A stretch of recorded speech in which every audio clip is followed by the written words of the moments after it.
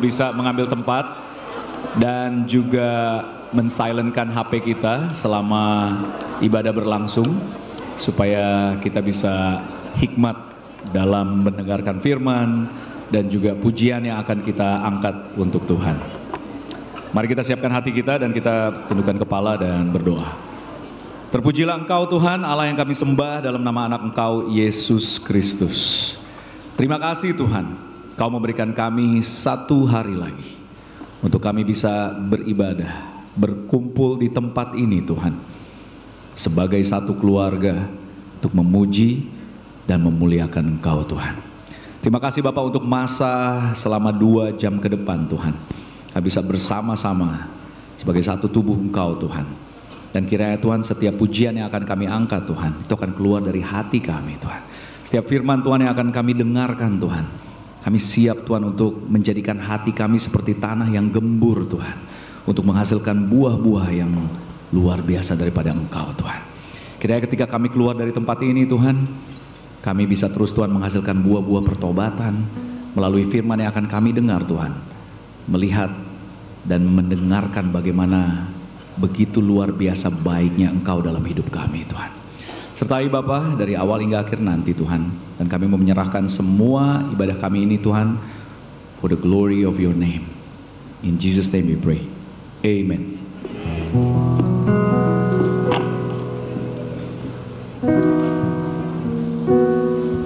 Selamat pagi saudara-saudari, saya mengundang kita untuk bangkit berdiri bersama-sama. Mari kita siapkan hati kita untuk memuji Tuhan pada pagi hari ini. Kita bersyukur bahwa kita punya Allah di mana Dia mengajarkan kita bisa terhubung dengan Dia.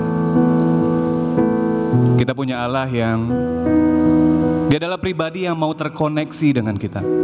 Bahkan di Alkitab Tuhan mengajarkan sebuah konsep doa Bapa kami, di mana kita tahu Tuhan menginginkan kita untuk bisa berjalan bersama Tuhan. Dan pujian yang akan kita nyanyikan hari ini lahir daripada doa Bapa kami, dan biarlah itu bisa menjadi keyakinan kita.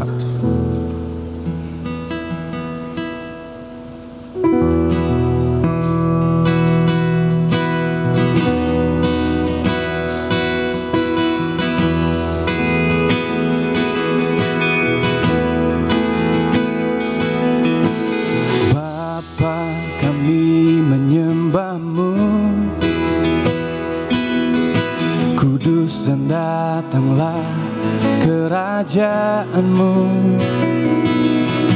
jadilah seperti kehendak-Mu. Hidup kami muliakan-Mu, seperti luas samudra, dalamnya lautan kasih-Mu. Oh Tuhan, lebih dari segalanya, seisi dunia sempurna. Kau Tuhan, kami puji tinggi nama-Mu. Kau Allah yang mulia, kami hidup untuk rencana-Mu. Jadilah kehendak-Mu.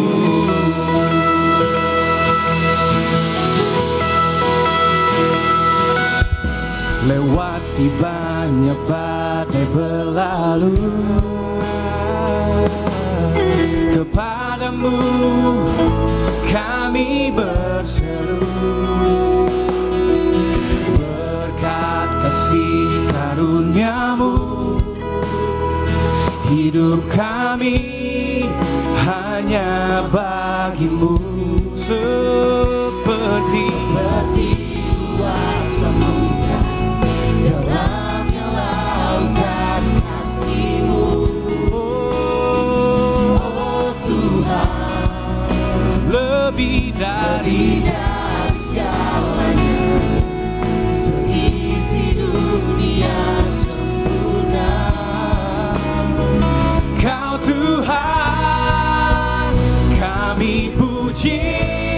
tinggi namamu, Kau Allah yang mulia. Kami hidup untuk rencanamu, jadilah. Kami memuji Kau Tuhan, kami puji namamu, Kau Allah yang mulia. Dan kami hidup hanya bagimu Tuhan, jadilah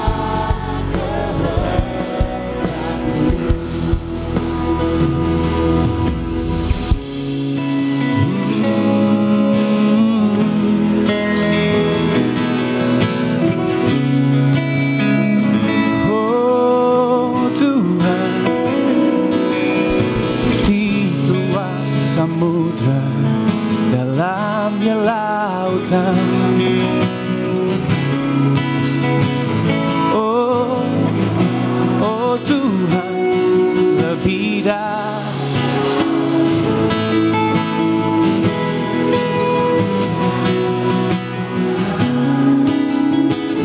Kau Tuhan, seperti luas samudra, dalamnya lautan kasih-Mu. Oh Tuhan, lebih dari segalanya, seisi dunia sempurna. Kau Tuhan, kami puji tinggi namamu,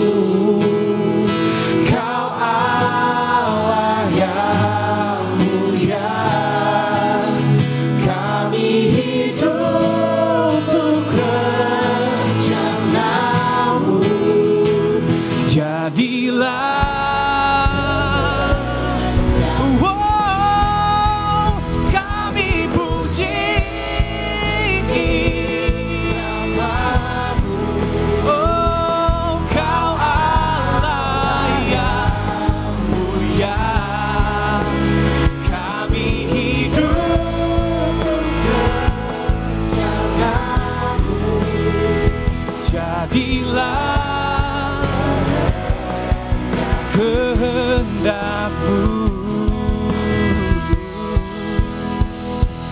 lebih dari segalanya, seisi dunia sempurna.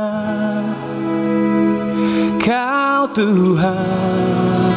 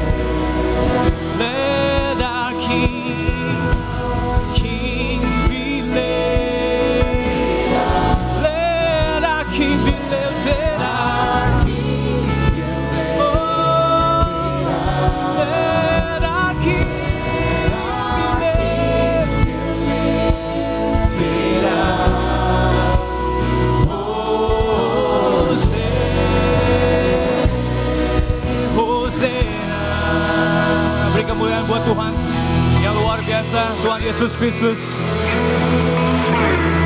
Kita percaya kita punya Tuhan yang luar biasa, amin. Sebelum kita melanjutkan memuji Tuhan, boleh dong kita sapa kiri kanan kita, katakan mari memuji Tuhan sama-sama, brother sister.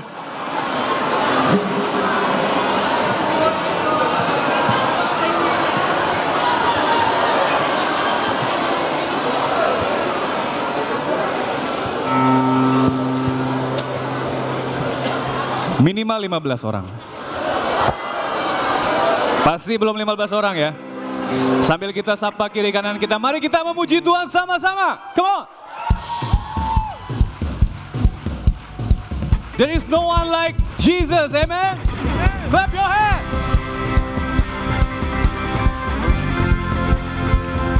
Yeah.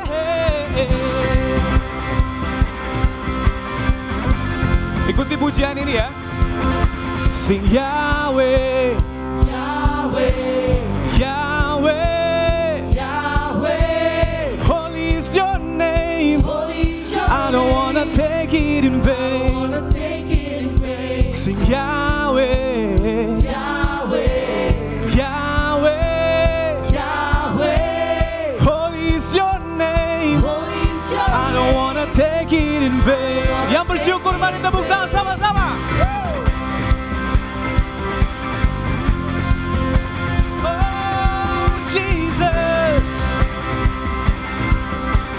Giliran brother aja ya, brother aja, brother, come on. Sing Yahweh, Yahweh, Yahweh, Yahweh. Holy is your name. I don't wanna take it in vain. Come on, sisters, sisters. Sing Yahweh, Yahweh, Yahweh, Yahweh. Holy is your name. I don't wanna take it in vain. 'Cause there will be no other God before you. No one. 'Cause there will be no other God before you. There is no one above you. Come on. There is no one above you. No one beside you. Nobody like you. There will be no other God before you. Sama-sama nyanyikan. No one. No one. No one. Hey. Lebih semangat lagi, come on.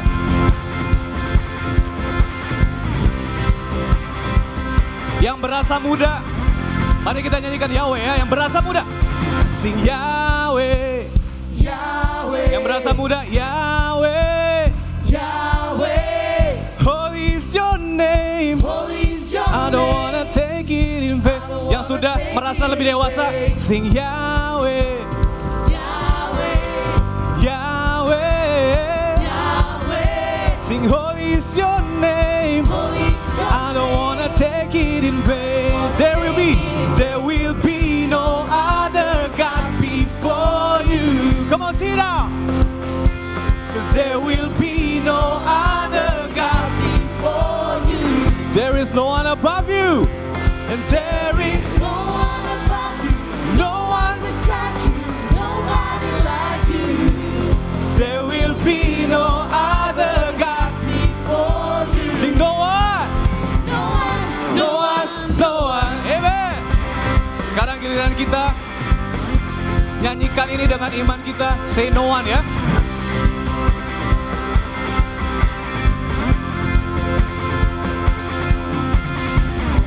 And who else can lead us to freedom? No one, no one, no one. And who else can heal us from sin? No one, no one, no one. And who else can walk on the water?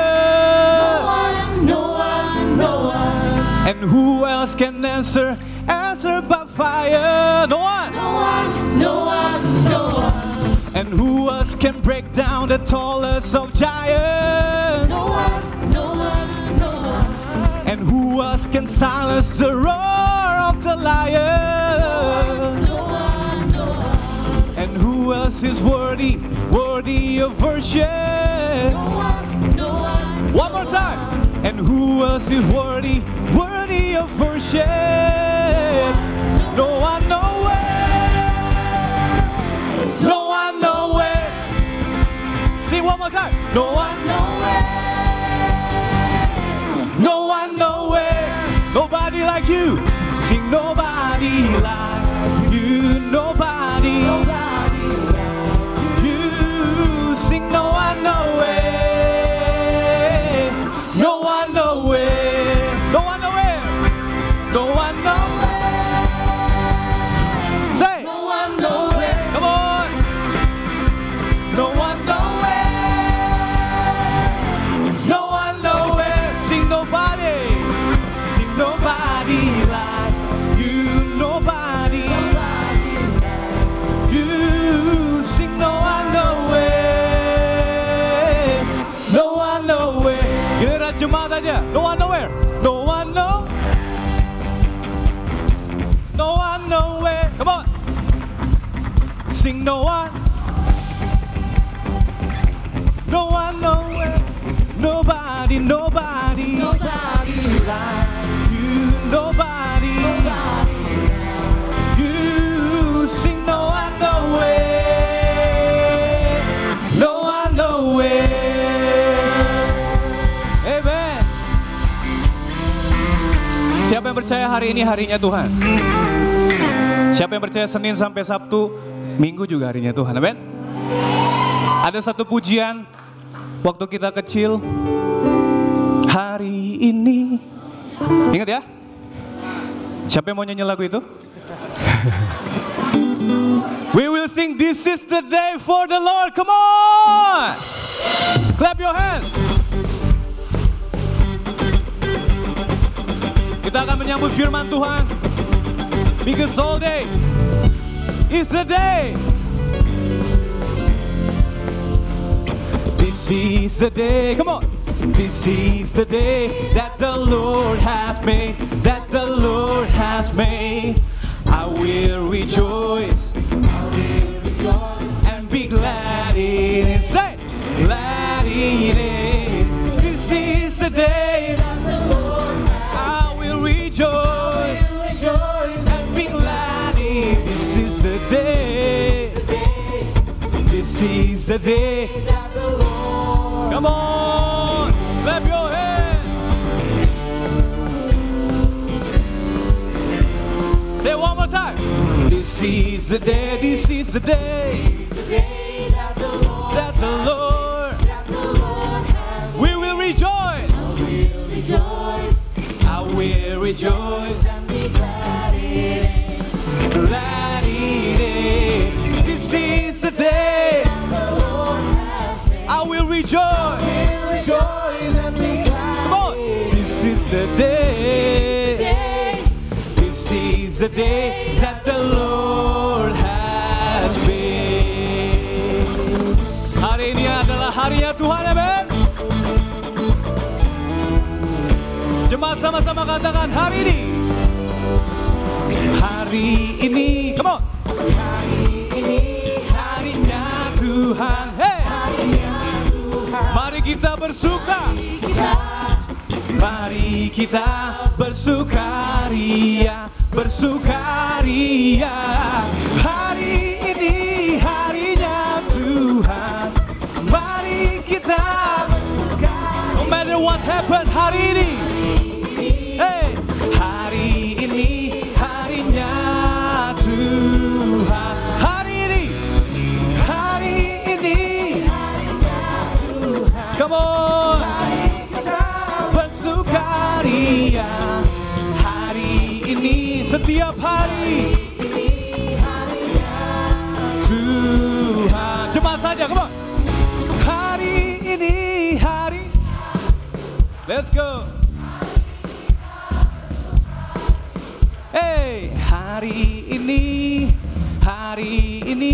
harinya Tuhan. Harinya Tuhan, harinya Tuhan, harinya Tuhan. Tepuk tangan buat Tuhan yang luar biasa. Silakan duduk, brothers and sisters.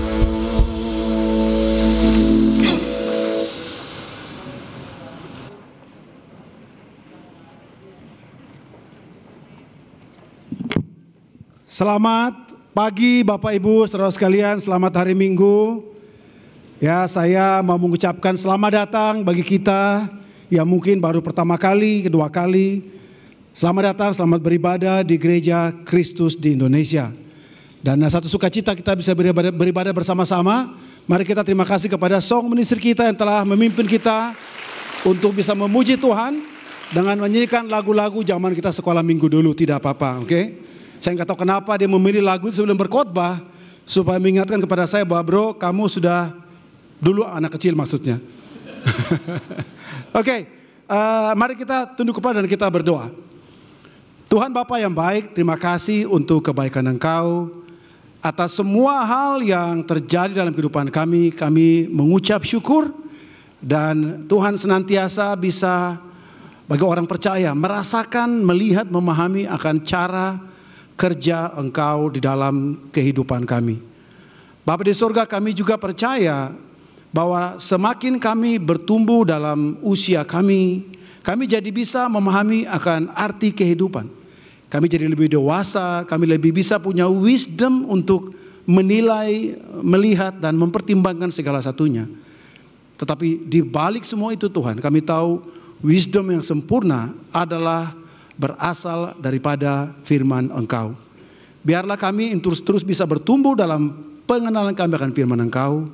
Dan biarlah firman Tuhan yang kami akan pelajari, dengarkan pada pagi hari ini bisa membantu kami semua makin mengenal Engkau. Serta kami semua dalam nama Tuhan Yesus kami berdoa dan mengucap syukur. Amin. Tema di bulan Juli adalah The One and Only.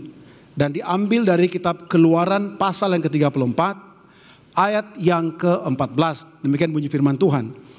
Sebab janganlah engkau sujud menyembah kepada Allah lain, karena Tuhan yang namanya cemburuan adalah Allah yang cemburu. Nah, kita sudah belajar dari khotbah Pak Budi di minggu pertama, khotbah Bro Harlem, Pak Harlem di minggu kemarin, tentang bagaimana kita bisa memahami kata cemburu dan juga kita bisa punya proses 6 atau 7 proses untuk kita bisa menyembah, worshiping God. Dan saya rasa ada satu hal yang saya ingin bicara kepada kita. Sering kata cemburu ini bukan kata yang orang suka dengarkan. Kata Tuhan kok jadi begitu sih Tuhan? Kok Tuhan jadi kayak gitu maksudnya? Kata cemburu sebenarnya dalam bahasa Ibrani yang Bro Budi udah jelaskan adalah elkana atau kuana. Dan itu adalah suatu a very deep feeling toward someone. Itu perasaan yang sangat dalam terhadap seseorang.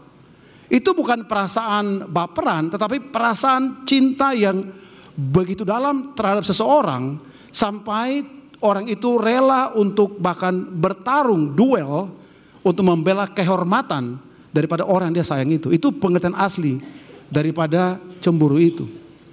Problemnya adalah kan sastra berkembang, betul atau tidak?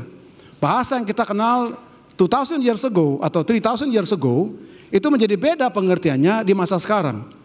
Sebelum orang mengenal sastra atau dalam bentuk drama, kita tahu ada seorang namanya Shakespeare, dia menulis buku kan dan cerita drama. Di dalam cerita Shakespeare dikatakan ada seorang yang dia itu begitu dikuasai dengan perasaan cemburu, dia kemudian membunuh orang. It's a very negative feeling. Setelah peristiwa itu kemudian dalam kesusastraan atau sastra di Eropa, kata cemburu itu terjemahkan sebagai sesuatu yang negatif. Akibatnya sampai sekarang kalau lu kok orangnya cemburuan sih. Waktu lu orangnya cemburuan sih, kita terima adalah oh itu jelek banget, itu kayak baperan, orangnya nggak punya personality dan sebagainya. But the truth adalah cemburu itu adalah is a very noble feeling. Bukan negative feeling, but noble feeling. Di mana seseorang punya perasaan yang very deep terhadap orang yang dia kasihi. Itu namanya kata-kata elkuana atau cemburu. Jadi sekarang orang terima sebagai satu pernyataan yang negatif. The truth adalah karena sastra berkembang, kata itu menjadi negatif pengertiannya. But the truth adalah pengertian yang positif. Nah, kalau kita pelajari dalam sejarah bangsa Israel, ya, ada pertama kali disebutkan dalam Keluaran pasal 34 atau sebelum juga sudah disebutkan. Tapi kemudian setelah itu generasi berganti, muncullah generasi kedua. 40 tahun setelah itu, pada tahun ke-40, bulan ke-11, hari pertama, itulah kitab Ulangan disebutkan. Kemungkinan besar dalam satu hari, ada ulangan pasal, ada 34 lebih pasal itu, kemungkinan besar Musa itu bicara dalam satu hari seluruh kitab Keluaran, kitab Ulangan, I don't know. Mungkin juga beberapa hari. Tetapi intinya adalah bahwa setelah 40 tahun, mereka bisa memilih nama Tuhan yang mereka ingin ajarkan kepada bangsa Israel. Mereka bisa memilih ada sekian karakter Tuhan yang mereka ingin ceritakan kepada bangsa Israel generasi kedua.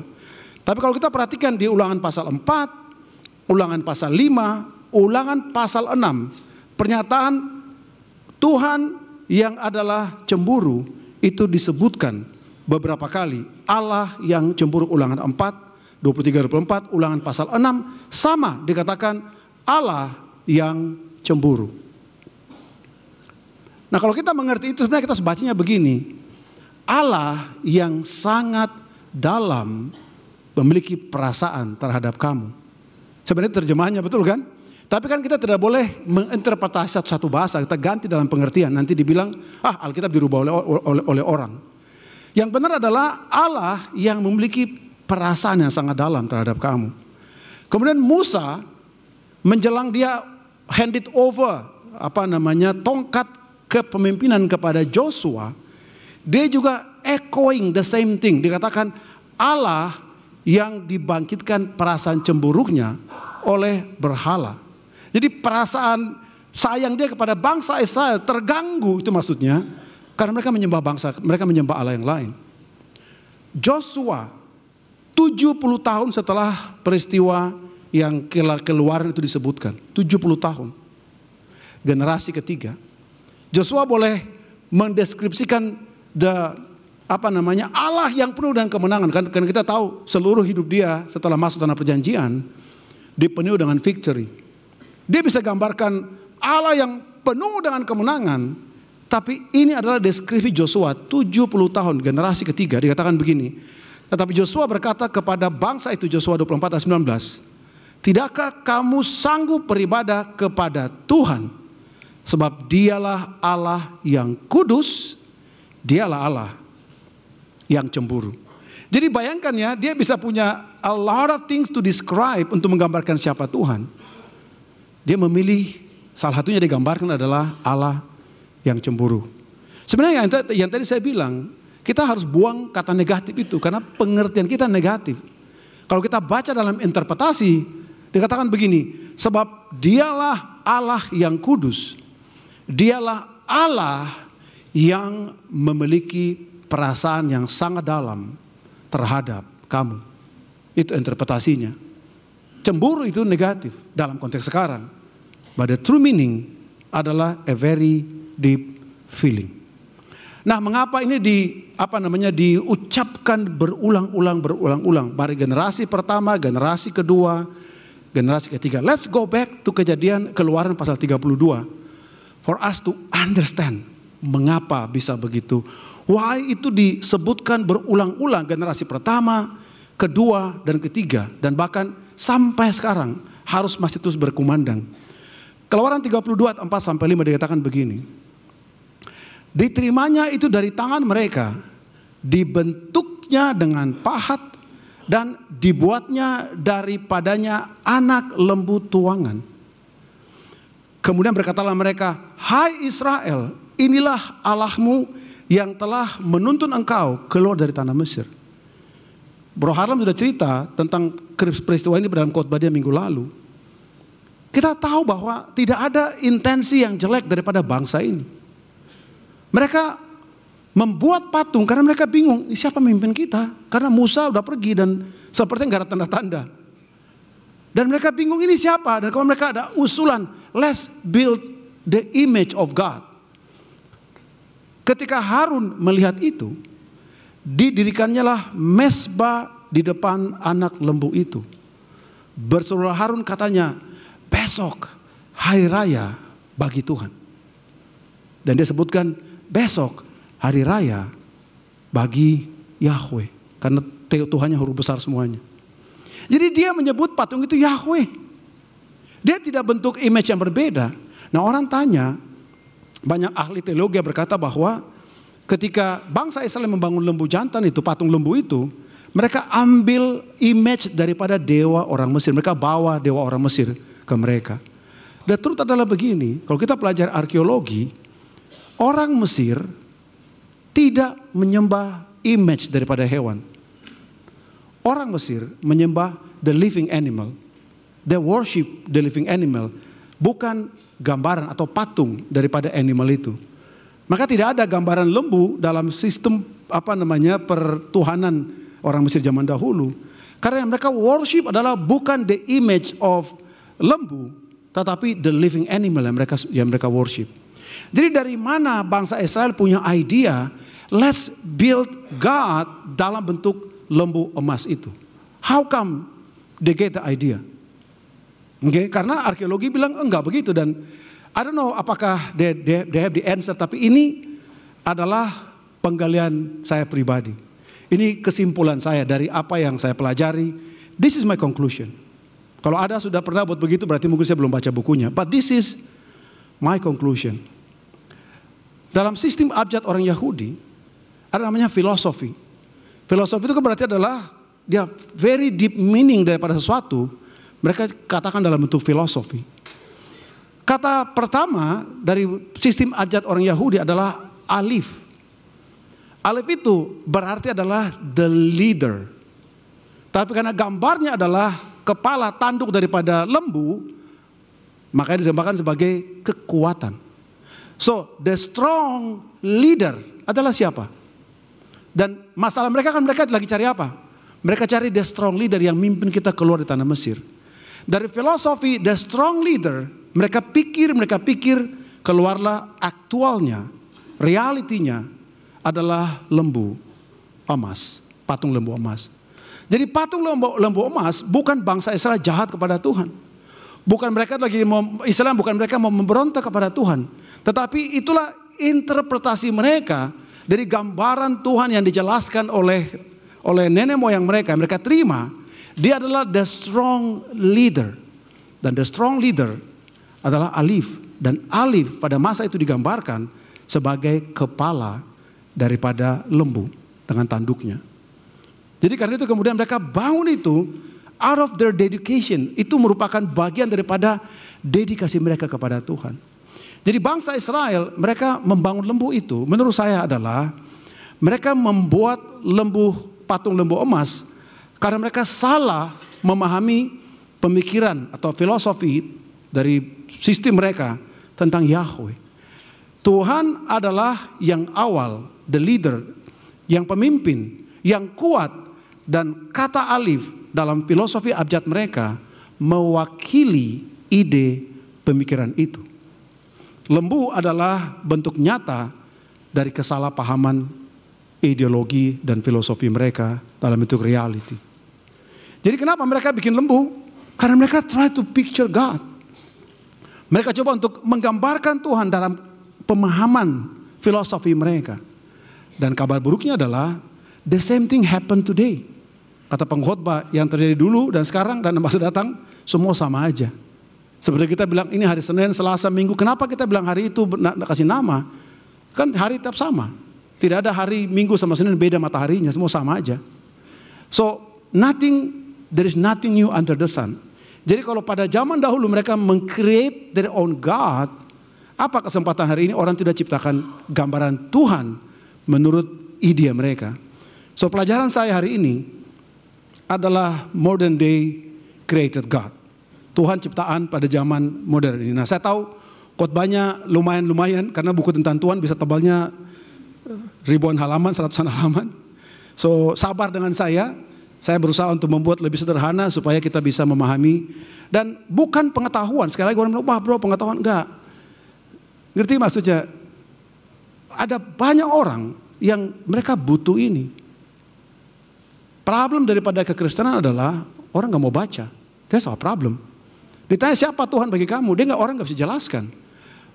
Kristen mengalami kemunduran bukan saja soal kualitas moral daripada orang Kristen.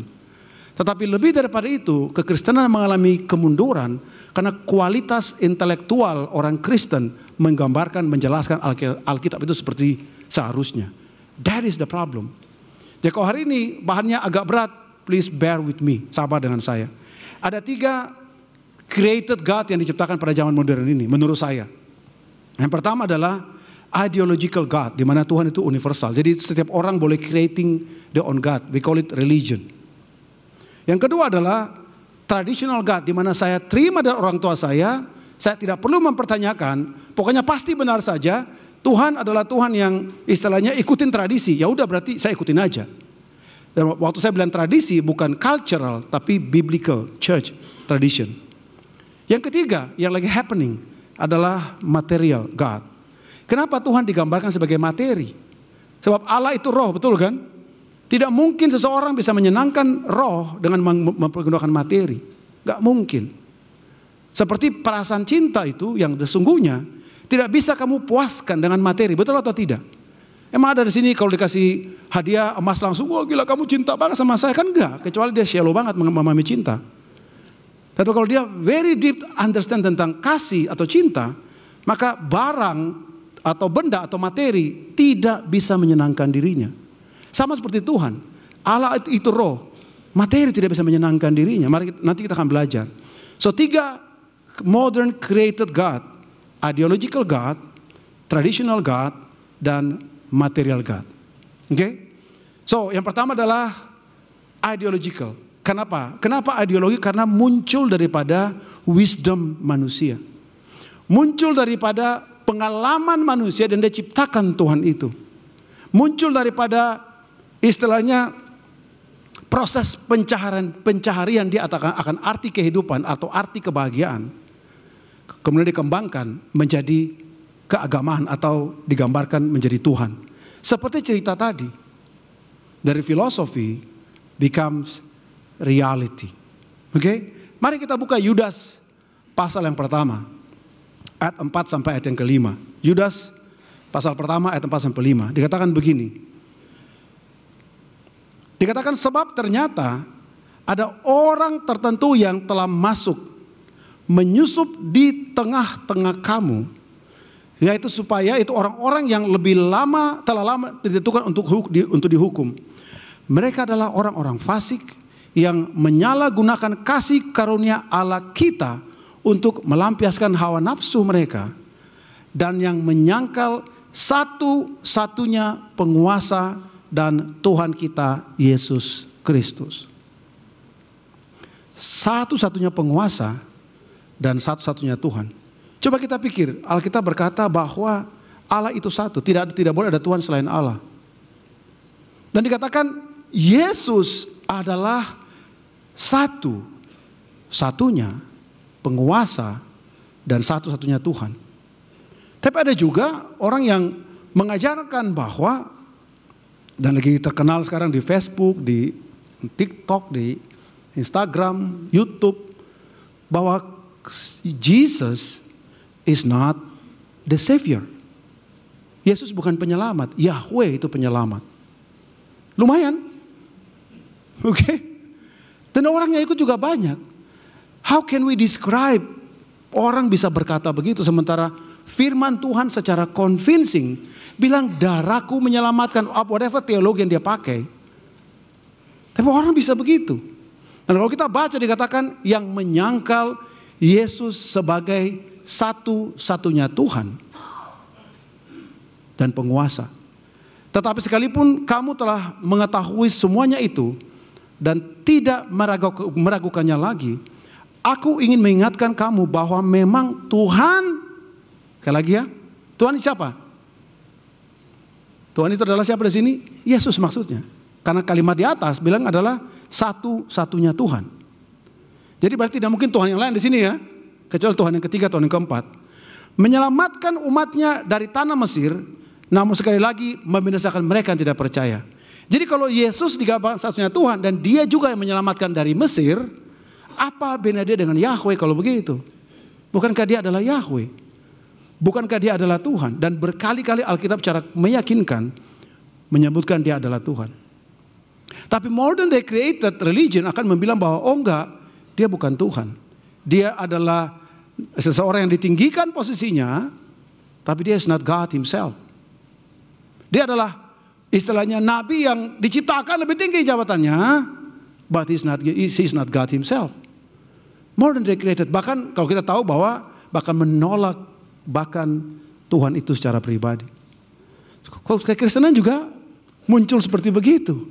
Menolak Kristus, Yesus sebagai Tuhan. More than they created. Yakobus pasal 2, 19-26. Engkau percaya bahwa hanya ada satu Allah saja. Betul? Kita percaya kan satu Allah kan? Tapi dikatakan itu baik. Tetapi setan pun juga percaya. Nah waktu kita bilang setan pun juga percaya, jangan melihat ke pasangan kamu. Oke, nanti pasti semua minta konseling, kasihan pendetanya. Lucunya begini, kita percaya Yesus adalah Tuhan kan? Dikatakan setan juga percaya loh. Jadi kalau modal percaya sudah cukup, setan masuk surga kalau begitu. Orang dia percaya Yesus adalah Tuhan, lebih parah lagi dan dia gentar. Kita kagak ada takutnya, dia ada takutnya. Lucu ya? Kita manusia yang terima Yesus adalah Tuhan, kita nggak ada takutnya. Sementara setan yang tidak boleh kita lihat ke kiri kanan kita juga percaya dia adalah Tuhan. Tidak berhenti di situ dan dia percaya dan dia gemetar. Dan dikatakan dan mereka gemetar. So hari ini kan juga sama. Kita ciptakan Tuhan menurut ukuran kita. Kita ciptakan modern day God seperti Tuhan yang it's okay kok. Yang penting kamu percaya aja kok kamu diselamatkan. Yakobus ini adalah buku yang susah orang terima. Karena dia antitesis daripada grace only. Hai manusia yang bebal, maukah engkau mengakui sekarang bahwa iman tanpa perbuatan adalah iman yang kosong? Bisa kita akui itu? Bukankah Abraham bapak kita dibenarkan karena perbuatan-perbuatannya ketika ia mempersembahkan anaknya di atas mezbah? Jemaat tahu kenapa Abraham mau mempersembahkan anaknya? Pada zaman itu, sebagai informasi aja, kenapa Tuhan pilih Abraham? Karena menurut saya di antara semua manusia yang di-scan oleh Tuhan, Abraham adalah satu-satunya atau mungkin paling sedikit orang yang memiliki konsep Tuhan yang paling tepat. Tidak ada orang bicara tentang kebangkitan, Abraham pikir tentang kebangkitan. Maka dia bilang bahwa kalau anak saya mati, saya sacrifice, Allah itu maha kuasa, dia bisa bangkitkan anak saya. So itu keyakinan yang sangat dalam.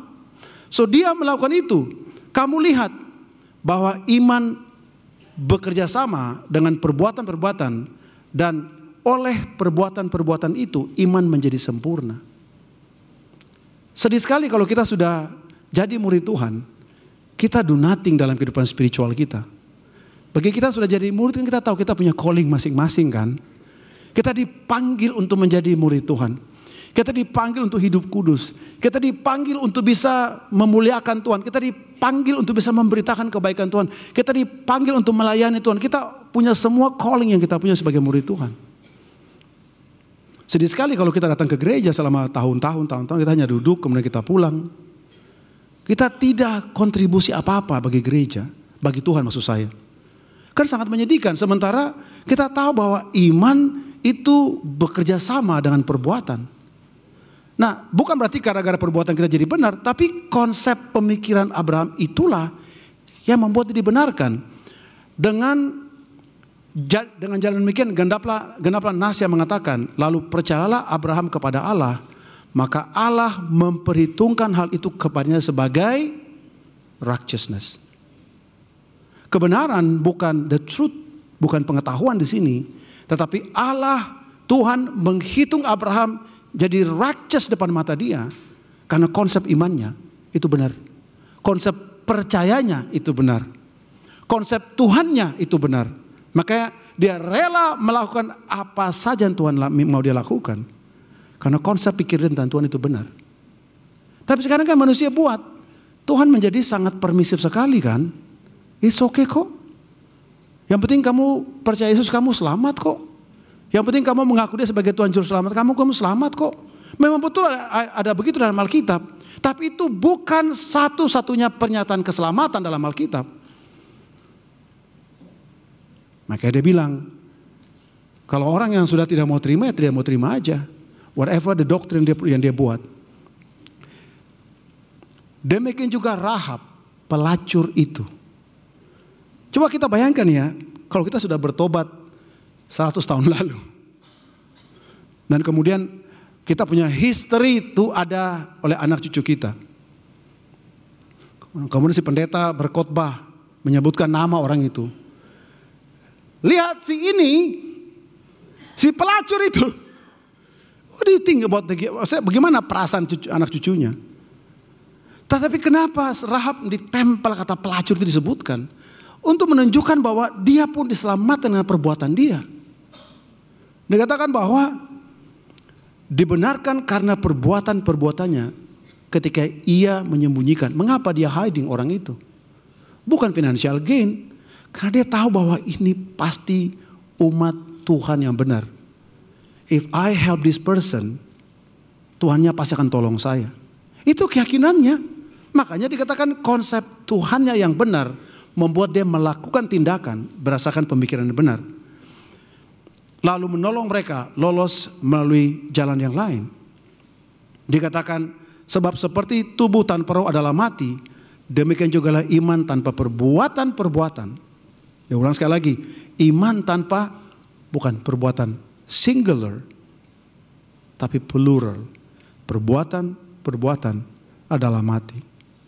So, saya mengajak kita brother sister, jangan sampai konsep pemikiran kita tentang Tuhan yang salah. Tanpa terasa kita created God in your image. Tuhan oke kok, Tuhan ngerti kok.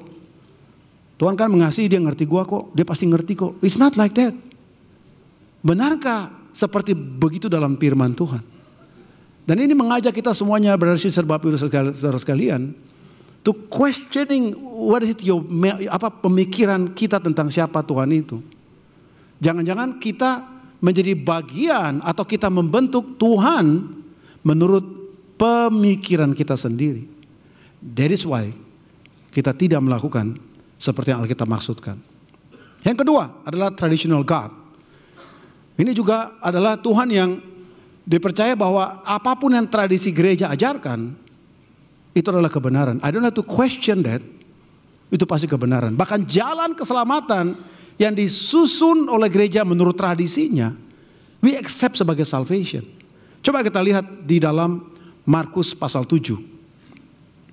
Ayat 1 sampai 8. Jadi ceritanya adalah Yesus sementara makan, orang Farisi lihat dia anak-anak muridnya makan, dan mereka makan tidak mencuci tangan. Dan tindakan tidak mencuci tangan karena zaman dahulu adalah alasan higienis, kesehatan, bersih dalam konteks literal, menjadi bersih dalam konteks spiritual. Jadi kalau kamu tidak cuci tangan, kamu berdosa karena itu. Ini adalah yang terjadi bagi bangsa Israel. Bahkan pada zaman Yesus, konsep pemikiran kesehatan, physical healthiness menjadi spiritual healthiness. They're changing. Oke, kalau kita baca, mereka melihat murid-muridnya makan dengan tangan najis. Ini tangan najis sebenarnya interpretasi dari penulis itu. Maksudnya unclean hand. Unclean itu belum dibasuh tangan mereka. Oke, yaitu maka dikatakan yaitu dengan tangan yang tidak dibasuh. Sebab orang-orang Farisi seperti orang-orang Yahudi lainnya tidak makan kalau tidak melakukan pembasuhan tangan lebih dahulu. Karena mereka berpegang pada adat istiadat nenek moyang mereka. Brothers sisters, waktu dibilang adat istiadat, dia tidak bicara cultural custom, bukan. Dia bicara tentang religious custom, adat istiadat atau kebiasaan dalam satu keagamaan. Dia lagi bicara itu. Oke? Dan ini yang terjadi juga. Sekarang pun juga gereja membuat peraturan-peraturan yang kalau kita tarik, itu adalah merupakan tradisi berdasarkan sejarah gereja. Di Alkitab tidak ada. Tetapi kebenaran tradisi itu menjadi bahkan lebih tinggi daripada kebenaran firman Tuhan. Orang bisa rela melawan firman Tuhan demi tradisi, walaupun dia tidak sadar dia melakukannya. Dalam satu pertemuan, itu terjadi sudah lama. Bertemulah para hamba Tuhan di daerah Jakarta. Kemudian mereka berbicara tentang beberapa hal. Satu pendeta, dia kurang sensitif. Dia bicara tentang, kalau gereja kami, kira-kira seperti itu pernyataannya ya, kami percaya baptisan selam. Dia bicara begitu. Nah, saya tidak mau argue di sini, karena that's not my point. Saya mau cerita realitanya aja. Tiba-tiba, beberapa orang dan banyak orang berdiri sambil memukul meja. Boom, boom. Kamu jangan coba-coba bicara tentang baptisan. Kami sudah terima baptisan bahwa terserah. Dengan cara apa yang penting dalam nama Bapa dan Roh Kudus. Kamu tidak boleh bikin begitu. Dan gaduh. Dan kemudian orang pada pukul meja dan pada emosional. Why orang defend sesuatu sebegitu emosional. Sampai mereka tidak mencari what is the Bible yang bicarakan tentang hal itu apa. Dan dikatakan, dan kalau pulang dari pasar, mereka juga tidak makan kalau tidak lebih dahulu membersihkan dirinya. Banyak warisan lain lagi yang mereka pegang, umpamanya mencuci cawan, kendi, dan perkakas tembaga. Jadi cuci piring bagus gak? Cuci piring bagus gak? Setelah makan? Bagus dong, kalau enggak bau di dapur kita kan. Ibu-ibu, kalau setelah makan, biarin aja, nanti besok biarin aja kita makan lagi tempat yang sama. Bagus kan? Kenapa? Karena ada bakteri. Dulu kan orang tidak punya mikroskop sih. Mikroskop untuk melihat bahwa ada bakteri. Sebelum orang menemukan mikroskop, bakteri orang belum temukan, orang belum mengerti. Kita tahu bahwa ada bakteri, zaman dulu orang kagak ngerti. Makanya mereka, jadi bayangkan sekarang kalau kamu tidak cuci piring, kamu telah berdosa. Itu nilainya maksudnya. Kamu makan tidak cuci tangan, langsung najis kamu, dosa kamu. Jadi itu yang terjadi dalam image mereka. Yang tadi Tuhan mau bangsa Israel sehat, sekarang sehat secara fisikal, menjadi nilai daripada kerohanian mereka. Jawabnya kepada mereka, pasal yang ke-6, ayat yang ke-6. Benarlah nubuat Yesaya tentang kamu, hai orang-orang munafik. Ada tertulis, bangsa ini memuliakan aku dengan bibirnya, padahal hatinya jauh daripadaku. Setiap kebiasaan yang dilakukan berulang-ulang, tanpa kamu sadari dan tanpa kita sadari, kehilangan hati pastinya. Hari pertama kita sekolah, masih ingat dulu waktu masuk SD atau SMP atau SMA atau mungkin kampus, bagi yang serius kuliah. Bagian tidak serius, it's a burden, penderitaan seperti cawan, tolong pindahkan cawan ini daripada aku Tuhan. Bagian serius kita excited kan, dari malam buku sudah kita ambil, kita taruh dalam tas, kita sudah excited, betul atau tidak? Setelah hari kedua, hari ketiga, bulan keempat, bulan kelima mulai, boleh gak sekolahnya, saya gak sekolah lagi. Everything yang dilakukan berulang-ulang, itu hilang spiritnya. Excitementnya hilang. Maka Tuhan bilang begini, mereka memuji aku dari bibirnya, tetapi hatinya jauh daripada aku. Jangan sampai kebaktian kita tiap minggu pun sudah tradisi, akibatnya kita jauh dari Tuhan. Kita mulai terima pemikiran begini, kalau muji Tuhan harus musiknya bagus, baru hati saya tergerak, baru saya memuji Tuhan. Jadi ukuran worshiping God bukan lagi biblical context, tetapi emotional context. Kalau mimpin lagunya kurang jingkrak, saya juga kurang bisa ngangkat. Ini kurang Roh Kudus di sini. Roh Kudus itu adalah waktu pemimpinnya gitu maksudnya. So gambaran kita pun jadi kacau balau. Karena the feeling becomes stronger than the logic. Oh, kalau kebaktian pasti ada 3 lagu, kita sudah hafal nih. 1, 2, 3. Khotbah yang keempat. Ketika dirubah, kenapa dirubah? Kok cuma 2 lagu? Harusnya 3 dong. Sama orang study Bible kan, bagi yang sudah jadi murid kan. Kenapa dia study gereja duluan daripada study cross? We becomes custom, become righteousness. Kita ukur orang harus mencari Tuhan. Misal contoh, Kalau bukan mencari Tuhan, ada yang salah dengan cara. Kok dia tidak tadi mencari Tuhan duluan ya? Without realizing, kebiasaan bisa menjadi truth bagi kita. Dan kita creating standard of righteousness daripada itu. Ini kan masih sederhana. Bagaimana kalau gereja berkembang sudah ada 100-200 tahun kemudian? Kita nggak tahu. Jangan-jangan kalau kamu tidak menginjil orang, kamu masuk neraka. Jangan-jangan kalau kamu tidak berbuah, kamu tidak masuk surga. Jangan-jangan. I don't know. Tapi itu yang terjadi. Maka Tuhan berkata, memuji dari bibir, tapi hatinya jauh. Percuma mereka beribadah kepadaku, sedangkan ajaran yang mereka ajarkan ialah perintah manusia. Perintah Allah kamu abaikan untuk berpegang kepada kebiasaan keagamaan. Yesus berkata pula kepada mereka, sungguh pandai, how smart. Kamu mengesampingkan perintah Allah supaya kamu dapat memelihara your religious religion, your religious tradition. Sungguh pintar aja dia bikin argumen. Pintar aja dia cara membangun argumentasi sehingga logika orang bisa kesentuh. Tapi dia turut adalah itu bukan firman Tuhan. How smart is that? Tapi itulah agama yang diciptakan dan kita tanpa sadar, kita nggak pernah question, kita ikut tanpa mempertanyakan. Yohanes pasal 8, 39-44. Ini pembicaraan Tuhan dengan bangsa Israel, dengan para pemuka agama dan orang Israel. Jawab mereka kepadanya, Bapa kami ialah Abraham. Sambil menyanyikan lagu, Bapa Abraham mempunyai. Sambil debat sama Tuhan mereka nyanyikan lagu. Jadi ada yang bicara depan, di belakang nyanyi lagu, Bapa Abraham mempunyai. Kata Yesus kepada mereka, jikalau sekiranya kamu anak-anak Abraham, tentulah kamu mengerjakan pekerjaan yang dikerjakan oleh Abraham. Bukan tradisi. Tetapi yang kamu kerjakan ialah berusaha membunuh aku. Dari mana Abraham ajar bunuh orang? Dari mana Abraham kasih otoritas kepada seorang atas nama agama untuk membunuh orang? Dari mana otoritas itu sehingga mereka mau membunuh Yesus? Aku seorang yang mengatakan kebenaran kepadamu, yaitu kebenaran yang kudengar dari Allah. Pekerjaan yang demikian tidak dapat dikerjakan oleh Abraham. Abraham boleh punya konsep tentang Tuhan, tetapi dia tidak dengar dari Allah.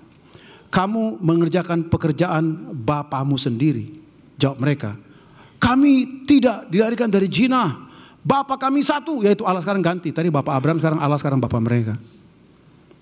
Katanya kepada mereka, jikalau Allah adalah Bapamu, kamu akan mengasihi aku.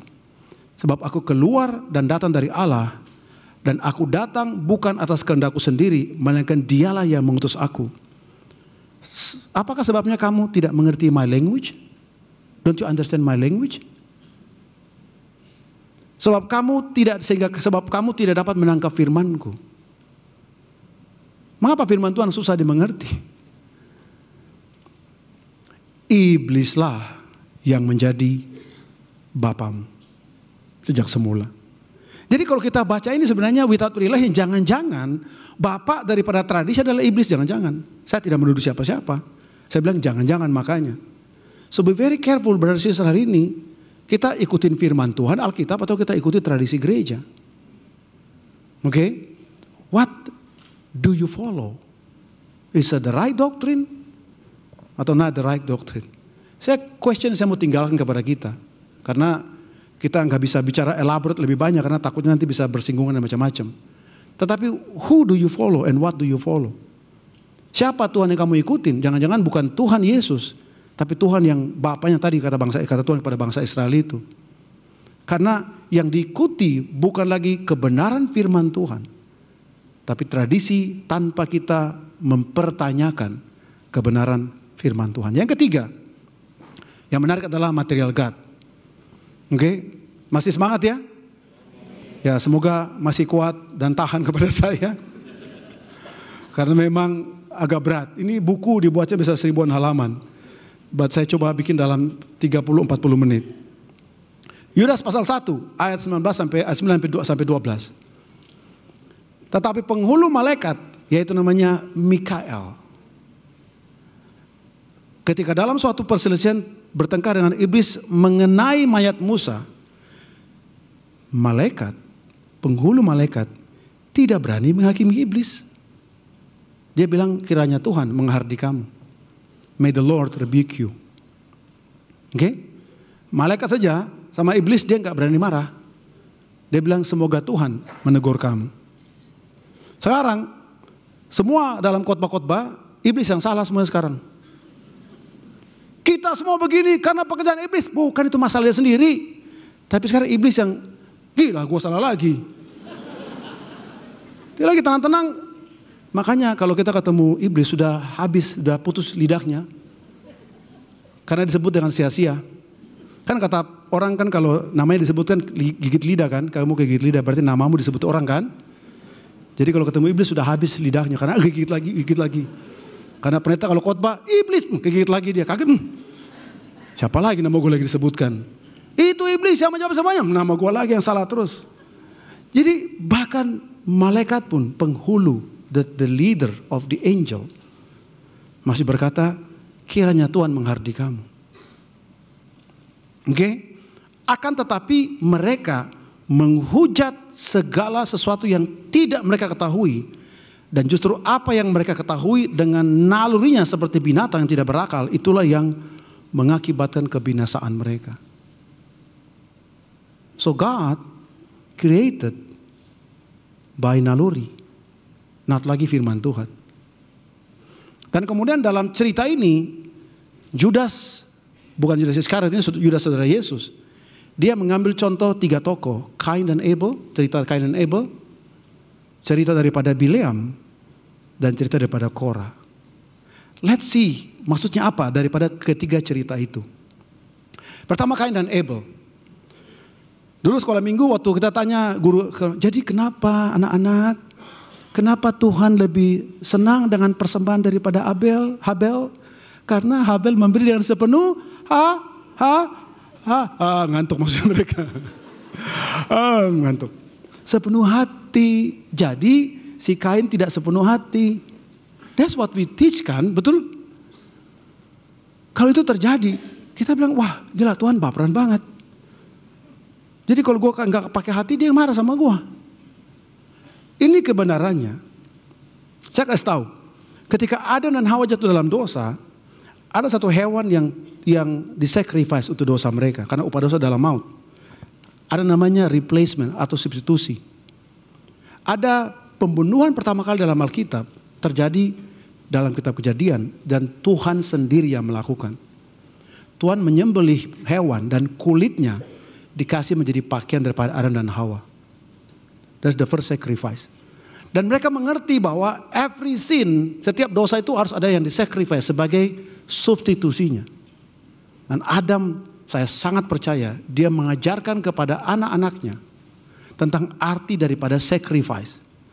Bahwa every year you harus kasih hewan yang darahnya tercurah supaya Tuhan bisa berdamai sama kamu. So, Habel mengerti dia melakukan. Sementara Kain, dia tidak melakukan. Nah orang bilang, ya karena dia kan petani. Betul deskripsinya petani. Sekarang coba kita pikir baik-baik. Zaman sekarang aja, ya ada yang namanya iri hati. Itu kan sifat kemanusiaan. Tetangga seberang bikin toko kelontong. Toko kelontongnya laku. Ya ini gak mau kalah, toko kelontong juga. Kemudian sana gak mau kalah, toko kelontong juga. Oke? Itu di rumah saya itu ada Indomaret, Alfamaret, Superindo. Itu jaraknya cuma 10 meter. Nanti maksudnya ya, what morality is that? Orang istilahnya buka toko yang sama. Whatever it is, manusia kan iri hati pada dasarnya. Sekarang kita pikir baik-baik. Emang si Kain itu dia vegetarian. Dia gak makan hewan. Oke? Emang kalau si Kain, si Habel itu punya pertanian, punya domba, terus dia tidak punya hewan peliharaan begitu? Orang dunia masih kosong kok, tanah masih subur. Most likely Kain itu juga punya pertanian, punya peternakan. Tetapi dia lebih fokus pada pertanian, Kain lebih fokus daripada peternakan.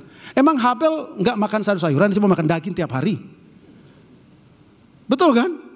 Kalau dia tidak, dia hanya fokus peternakan, terus dia makan apa tiap hari? Halo, makan gandum dari mana? Jadi artinya adalah bahwa sebenarnya berdua ini memiliki yang sama, pertanian dan juga perikanan, peternakan. Apa itu? Iya, istri perikanan, betul maksudnya, ya. Oke. Itulah gitu kira-kira. Jadi yang satu punya pertanian, satu juga punya peternakan, dua-dua punya sama. Tapi kenapa Kain tidak memberikannya? Ada dua alasan menurut saya. Alasan pertama adalah dia vegetarian, bukan. Alasan pertama adalah dia sayang binatang. Jadi mungkin dia nggak mau sacrifice untuk hewan. Oke? Seperti kita bisa spend puluhan juta untuk bawa anjing di surgery. Tapi brother sister kita berkekurangan, kita menutup pintu hati kita ke mereka. Kita bilang, galak, gue gak ada budget lagi loh. Padahal hewan, kamu bawa ke dokter hewan, sampai keluarkan operasi ginjal pun kamu operasi. Kidney surgery untuk hewan yang usia maksimal 10-15 tahun. Nah, saya gak bilang, kita tidak cinta, saya cinta binatang. Oke, kita lagi berdebat sama istri harus memelihara anjing. Nah kenapa kita mau pelihara itu karena appetizer saya sudah hilang, tidak ada lagi. Maksudnya adalah dulu kan kita orang Manado, tahu sendiri kan. Sekarang saya sudah bertobat, saya sudah pecinta hewan, oke. Kalau Pak Rebi masih lihat anjing, so tua ngana sayang, so boleh toki jo katanya kalau Pak Rebi. Ya, itu orang Manado lihat anjing, so besar dia, so boleh toki dia sudah begitu. Ya, itu orang Manado. Kalau kita enggak, oke. Bergurau. So mungkin for that reason, I don't know, maybe, itu my guess aja. Tapi kalau kita lihat itu mungkin bukan reality. Karena dalam kenyataannya ada orang rela untuk bunuh orang, tapi binatangnya nggak bunuh. Dia cinta binatang, pergi perang bunuh orang dia mau, tapi binatangnya nggak mau bunuh, kan aneh aja. Ada orang bisa sacrifice jumlah yang sangat banyak untuk hewan peliharaan. Beli makanan yang mahal-mahal. Tapi ketika brother sister butuh 100.000 untuk beli beras, kita bilang hati kita tertutup untuk itu. So if you love animal, you have to love your brother more than you love your animal. Oke? Wah lucu soal di rumah, anjing datang, kan berarti kan nggak begitu. Apa kabar bro, kan nggak begitu. Makanya kita lebih sayangnya itu daripada yang sana kan. Sana datang bro, gue ada masalah nih, ada masalah lagi. Anjing kita kan nggak buat masalah, dia datang, kita senang banget. Ya itulah kira-kira ya. Atau yang kedua, for me lebih masuk akal alasan kedua adalah dia purposely rebel against God. Dia tahu bahwa sacrifice adalah Tuhan berdamai sama dia. Dia nggak mau kasih. Dia bikin metode yang baru, dia ganti metodenya. Kan toh sama. Ya ini bertani, saya beternak. Jadi ini berternak, saya bertani. Jadi saya kasih aja hasil pertanian saya. Kan toh sama aja. Seperti Tuhan, kan toh sama aja kan. Oke, Tuhan mengerti kok. Yang penting saya kasih kok. Tuhan pasti ngerti kok. Yang penting saya kasih kok. Dan seolah dia datang daripada apa? Daripada pemberontakan. We created our own standard of righteousness. Kita ciptakan standar hidup benar kita menurut versi kita sendiri. Dan bukan firman Tuhan. Inilah yang Kain lakukan. Makanya seluruh cerita ini bicara tentang pemberontakan. Tokoh yang kedua adalah namanya Bileam. Bileam ini ada satu raja minta dia untuk mengutuki. Raja dari orang Moab. Lu kutukin orang Israel dong. 4 percobaan dia lakukan. Dan 4-4-nya justru dari pindah gunung sana, gunung sini. Dia tetap bukannya mengutuki bangsa Israel. Dia bahkan memberkati bangsa Israel. Dalam perjalanan terakhir sampai keledainya itu pun dihalangi oleh malaikat. Bayangkannya, keledai melihat malaikat. Bileam yang nabi itu, dia kan nabi sebenarnya. Tidak bisa lihat malaikat. Yang dia lihat adalah kosong. Keledai belok, gak mau lewatin itu, putar jalan lain. Malaikat muncul lagi, putar jalan lain. Kesal dia si Bileam itu, dia ambil tongkat, dia pukul itu ke keledai. Sampai berubah jadi kacang kedelai. Itulah cikal bakal kacang kedelai. Bileam pukul sampai keledai berubah jadi kacang kedelai. Oke. So dia berubah. Kemudian Raja Moab bilang, udahlah. Udah. kamu pergi tanpa upah. Jadi dia disuruh pulang tanpa upah. Dia dalam perjalanan pulang, dia pikir, sebentar dulu. Ada idenya. Dia bilang, raja, ada idenya. Kamu suruh perempuan-perempuan cantik berpakaian mini-mini. Menyembah dewa-dewa. Pasti bangsa Israel mereka lihat. Wah. Kamu tahu nggak? Jemaat tahu, kalau orang itu tidak kawin campur dengan orang kawin campur, mana lebih cantik dan lebih ganteng-ganteng? Kawin campur. Kalau orang menikah jaga keturunannya, wajahnya tidak berubah. Atau kawin campur, wajah menjadi berbeda. So most likely orang Moab itu cuantik kata orang Surabaya. Cuantik katanya. Dan bangsa Israel tergoda. Mereka bukan cuma having sex dengan perempuan itu. Mereka did worshiping the other God bersamaan.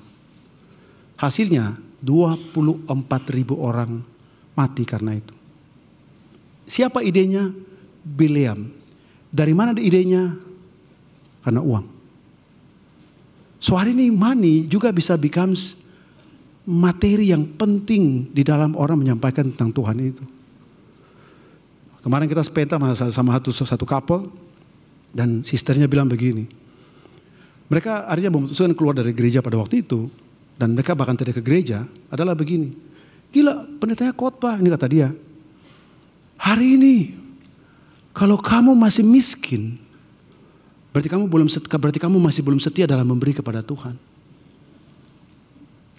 Mereka berdua saling lihat-lihatan. Kita kayak masih miskin. Dan mereka gak mau gereja lagi setelah itu. Dia struggle ke gereja. Hari ini orang bilang, wah, dia tukar. God is pleased. Dia tukar daripada rohani, karena Allah itu roh. Dia tukar menjadi Allah itu materi. Jadi apa yang kamu kasih jumlahnya, bukan hatinya, menjadi penting bagi Tuhan.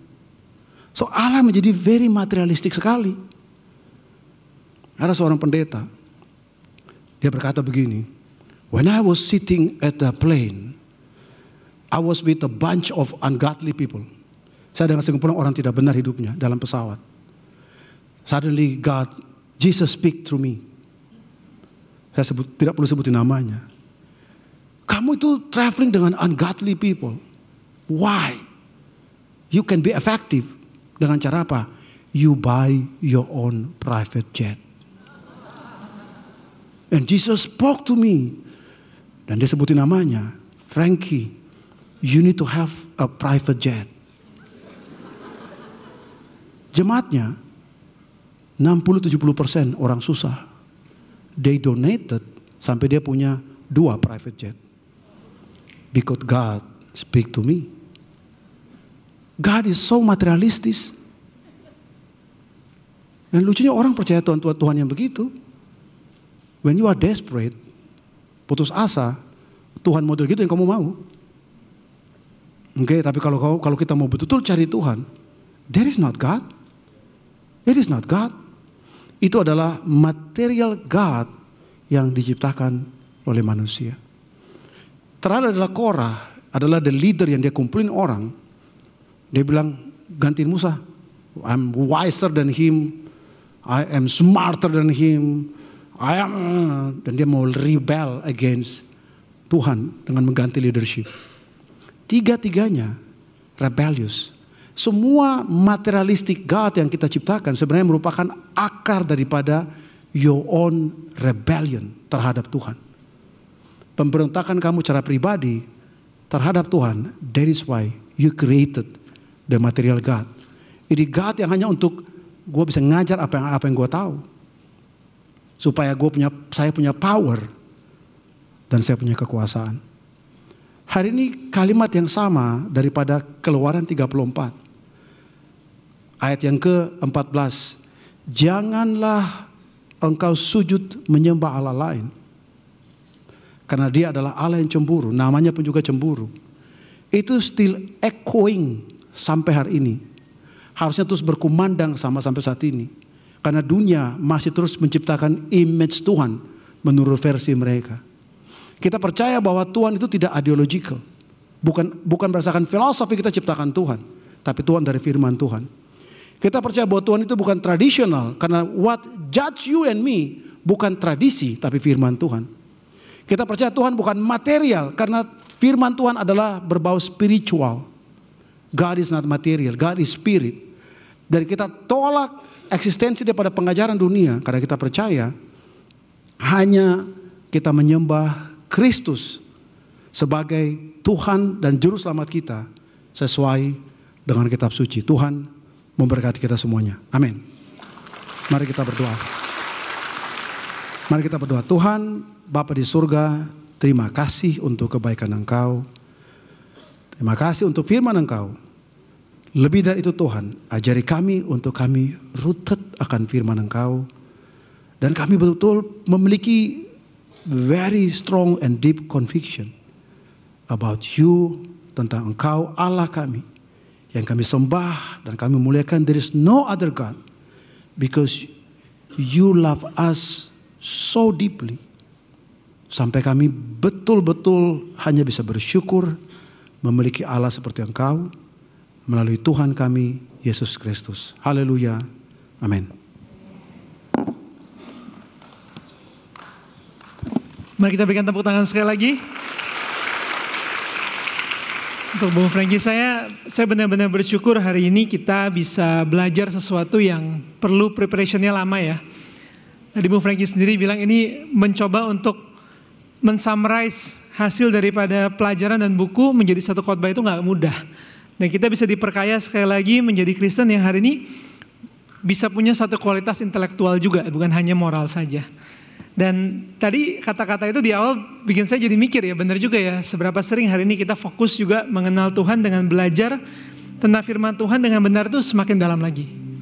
Tapi bukan hanya belajar, tapi juga punya satu pengenalan akan Tuhan, jadi kita gak mengkompromikan nilai-nilai yang benar dalam hidup kita. Saya refleksikan ke diri saya sendiri, hal-hal apa aja nih mungkin yang saya lagi kompromikan, karena saya mungkin gak benar-benar kenal Tuhan di beberapa area yang harusnya saya pelajari.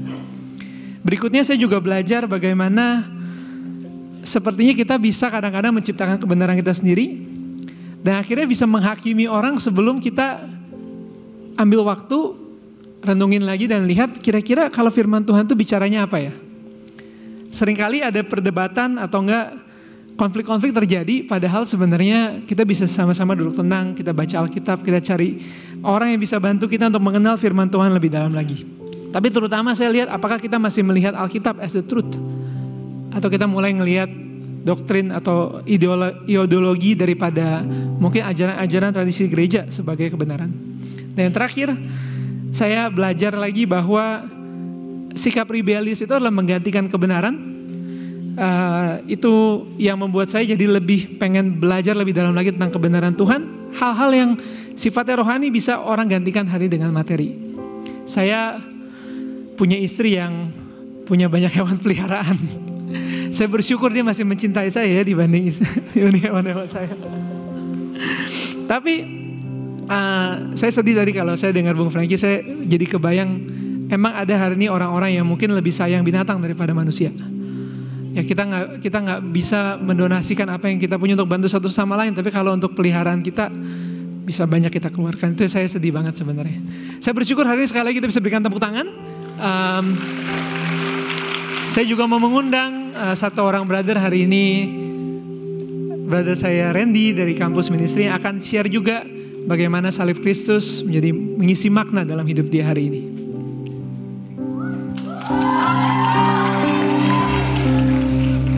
Sebelumnya selamat siang brother sister, om dan tante.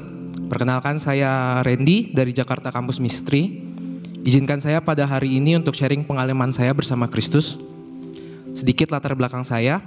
Dari dulu sampai saat ini saya dibesarkan oleh mama saya saja, dikarenakan papa sudah tiada saat saya masih berumur 1 tahun.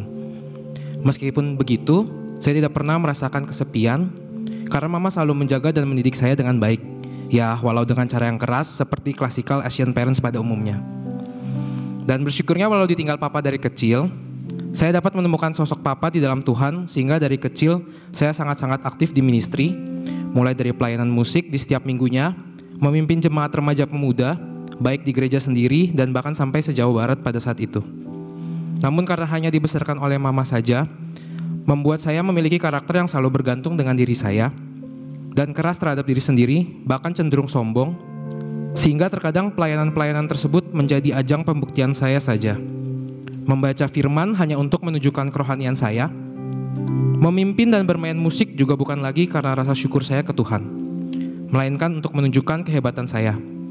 Hubungan ayah dan anak tak lagi saya rasakan terhadap Tuhan.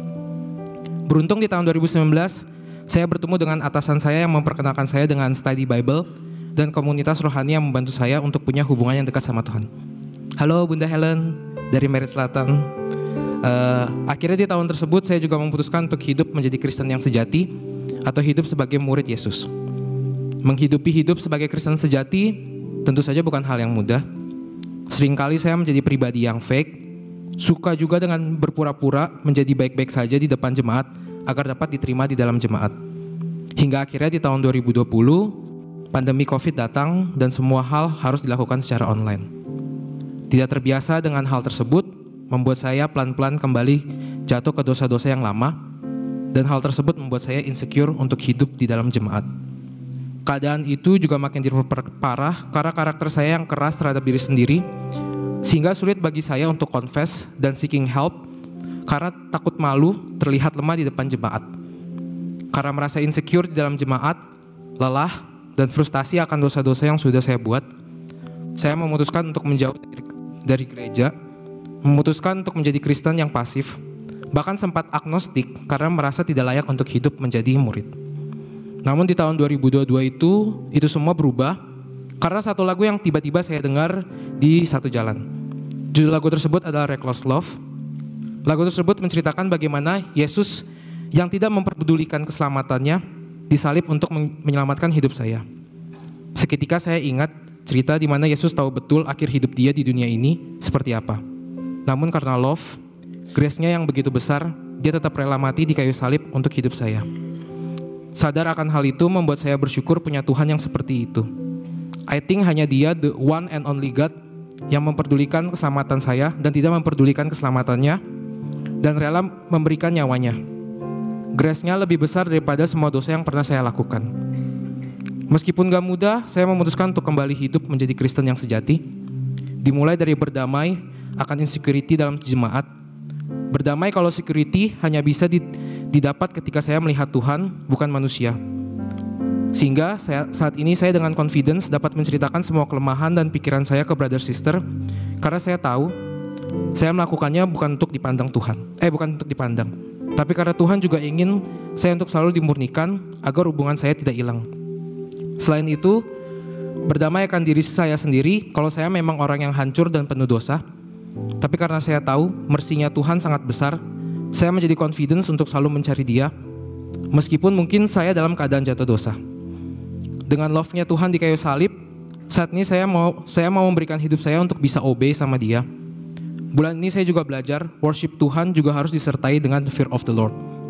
Bukan takut dengan konotasi negatif, tapi saya takut kalau hubungan saya sama Tuhan saat ini tidak dekat. Banyak kegiatan di ministry, memimpin, tapi hubungan sama Tuhan kosong. Jadi brother sister, om dan tante, saya mau encourage kita semua untuk bisa trust kalau He is the one and only God yang bisa nyelamatin kita aja. Let's worship Him with our life, bukan cuma lewat pelayanan, nyanyian, ibadah setiap minggu, tetapi lewat hidup 3. Roma 12 ayat 1. Karena itu saudara-saudara, demi kemurahan Allah, aku menasihatkan kamu supaya kamu mempersembahkan tubuhmu sebagai persembahan yang hidup, yang kudus dan yang berkenan kepada Allah. Itu adalah ibadahmu yang sejati. Thank you.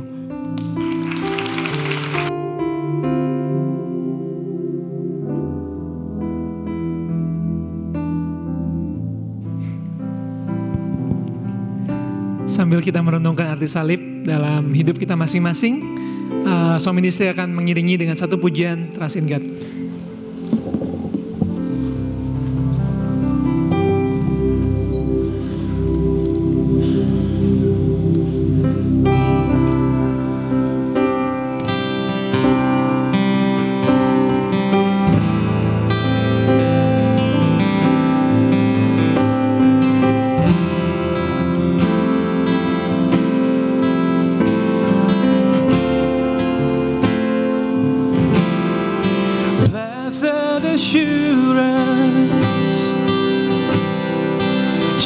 Jesus is mine.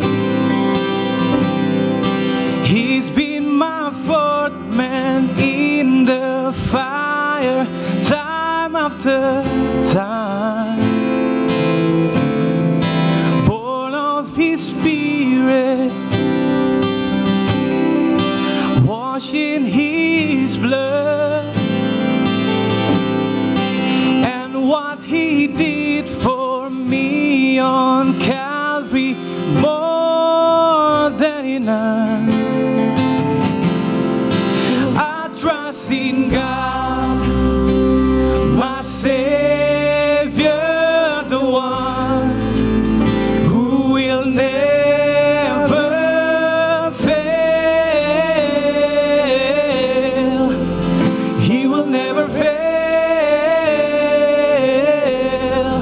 I trust in God, my Savior, the one who will never fail. He will never fail.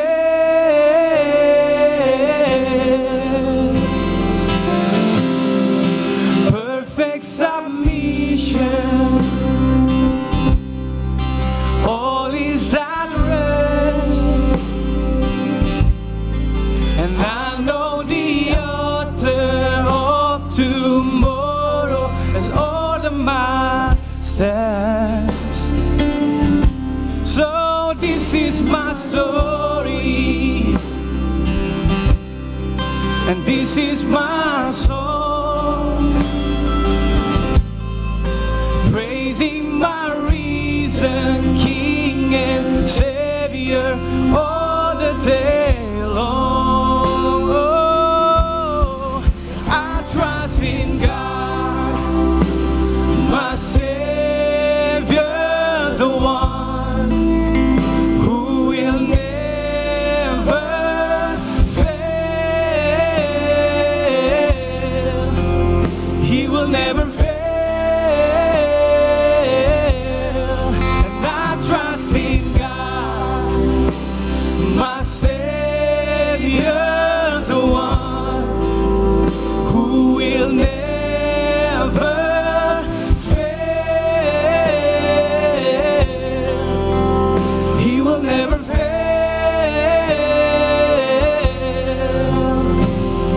And I sought the Lord, and He heard, and He answered. I sought the Lord, and He heard, and He answered.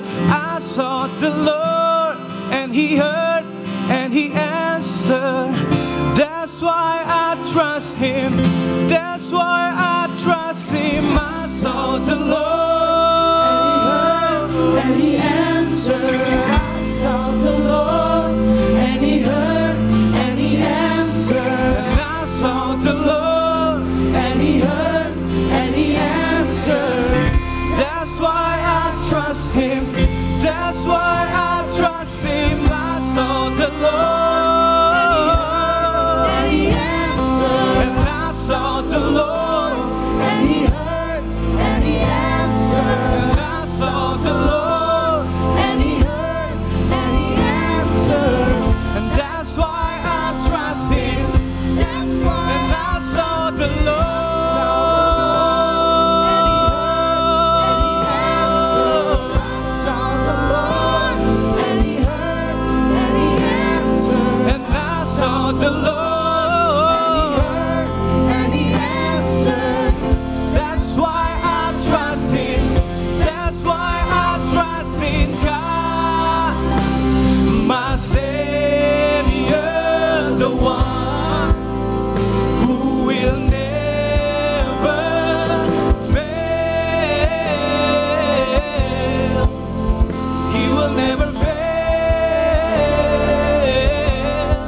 And I trust in God, my Savior, the one who will never fail. He will never fail. And I trust in God.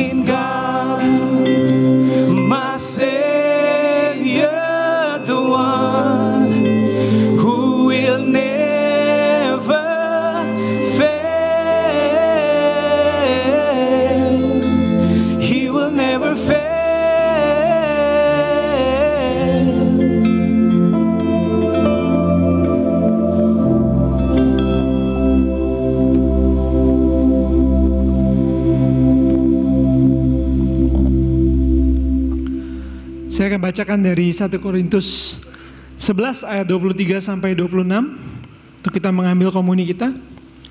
Sebab apa yang telah kuteruskan kepadamu telah aku terima dari Tuhan, yaitu bahwa Tuhan Yesus pada malam waktu ia diserahkan mengambil roti, dan sudah itu ia mengucap syukur atasnya, ia memecah-mecahkannya dan berkata, inilah tubuhku yang diserahkan bagi kamu. Perbuatlah ini menjadi peringatan akan aku. Mari kita makan roti, lambang dari tubuh Kristus.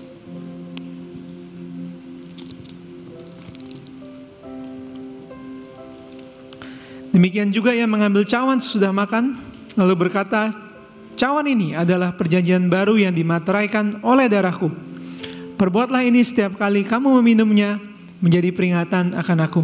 Mari kita minum anggur, lambang dari darah Kristus.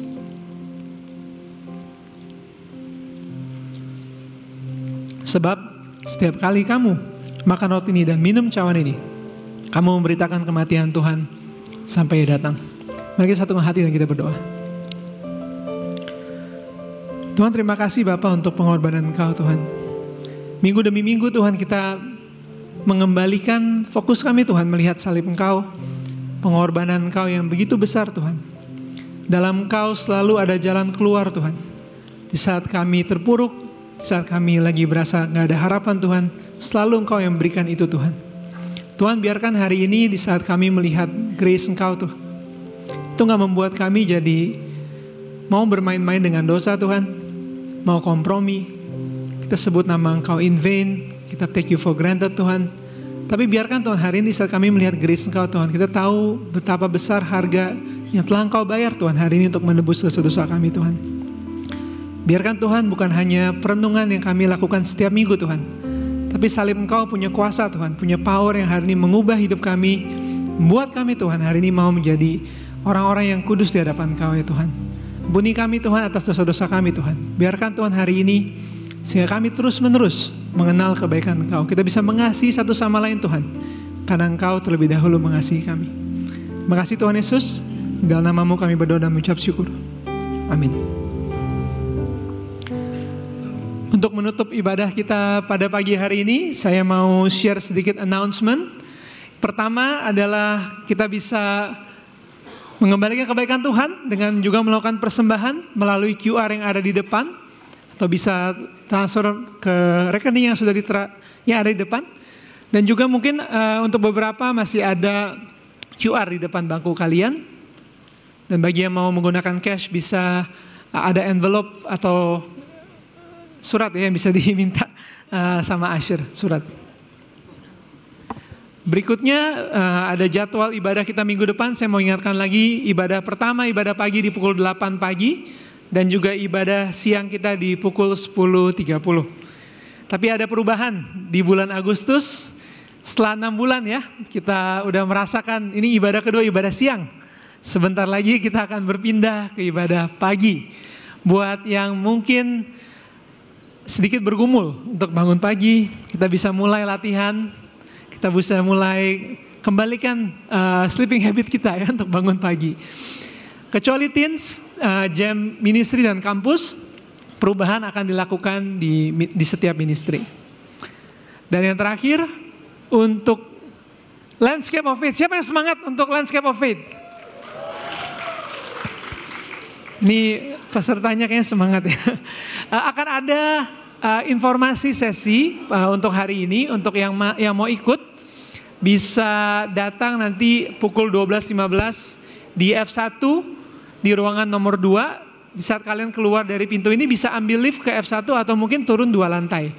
Nanti di ruangan nomor 2 akan ada informasi tentang apa yang kita perlu tahu di saat kita mau mengikuti Landscape of Faith, tour Landscape of Faith ini. Oke, sekarang kita akan menutup ibadah kita. Mari kita satukan hati kita dan kita kembali berdoa. Bapak, terima kasih Tuhan untuk kebaikan Engkau. Hari ini Tuhan kami belajar lagi Tuhan untuk bisa punya satu pengenalan akan Engkau Tuhan. Tuhan, kita manusia yang terbatas Bapak. Tapi itu gak menutupi kami Tuhan untuk bisa mengenal Engkau lebih dalam lagi Tuhan. Engkau sudah provide Tuhan satu firman yang begitu lengkap Tuhan. Yang kami hanya butuh kasih waktu, kasih usaha kami Tuhan untuk membaca, mendalami Tuhan. Sehingga kami bisa mengenal Engkau lebih dalam lagi Bapak. Tuhan, biarkan hari ini Engkau yang menggerakkan hati kami sekali lagi Tuhan, untuk belajar, untuk mengenal Engkau. Dan bukan hanya mengetahui tentang Engkau Tuhan, tapi juga ditransformasi menjadi seperti Engkau Tuhan. Tuhan, saya percaya Tuhan, hari ini kita bisa kami worship Engkau Tuhan, kami juga dibentuk semakin mirip dengan Engkau. Biarkan Tuhan, sehingga kuasa Engkau sendiri yang terus menerus Tuhan, bantu kami untuk mengenal Engkau Tuhan. Ampuni kami Tuhan, kali ini kalau masih ada hal-hal yang pengenalan kami miss akan Engkau Tuhan. Kami lebih banyak follow tradisi kami Tuhan, lebih banyak kami juga mengikuti kehendak kami Tuhan dalam menyembah Engkau Tuhan. Biarkan Tuhan hari ini Engkau kasih kami kesempatan lagi Tuhan.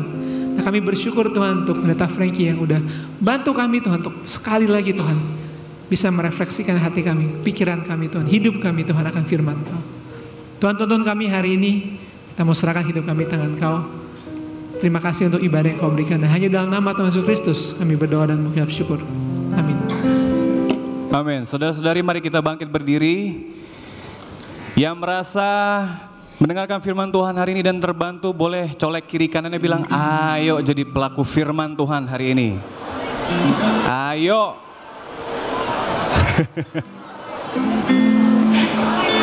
Colek, colek, colek.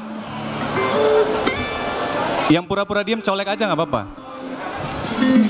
Sebelum kita menutup ibadah kita, kita akan menyanyikan satu pujian, Dia Raja. Come on. Clap your hands. Kita memuji Tuhan, Raja segala raja. Amin. Kami mau bersyukur kepadamu Tuhan, Raja segala raja. Kaulah Allah kami. Sama-sama katakan, bersyukurlah kepadanya, bawalah pujian bagi Dia, karena Dia Raja, oh Dia yang bertahta. Tuhanlah kekuatanku, hanya Engkau Tuhan yang memberi hidup bagi kami semua. Semua katakan, Kau yang berjaya, seluruh semesta sujud menyembah. Sama-sama lompat buat Tuhan. Come on. Akulah kebangkitanmu, mujizat telah terjadi, junjung kasih anugerahmu, kekal teguh dan mulia, masyurlah perbuatanmu. Hanya Kau penyelamat Tuhan, dan kasih-Mu tiada tara. Bertata Kau Tuhan Rajaku, hanya Kau Tuhan. Kami mau bersyukur. Sekarang giliran sister saja ya. Dan cewek, come on. Bersyukur wanita-wanita, karena Dia Raja. Dia yang brother. Tuhanlah kekuatanku, Dia penolongku, yang beri. Sama-sama nyanyikan.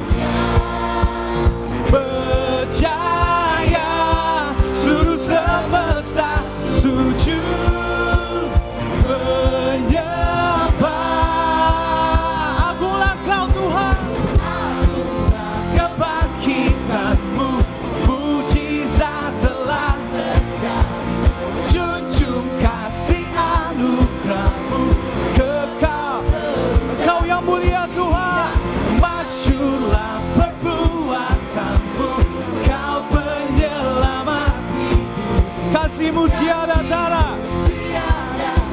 Bertata Kau Tuhan Rajaku. Yang bersyukur kepada Tuhan, mari tepuk tangan sama-sama.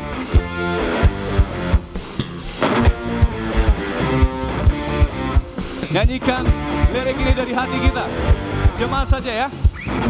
Hanya Engkau, Kau yang seluruh semesta sujud. Come on, hanya Engkau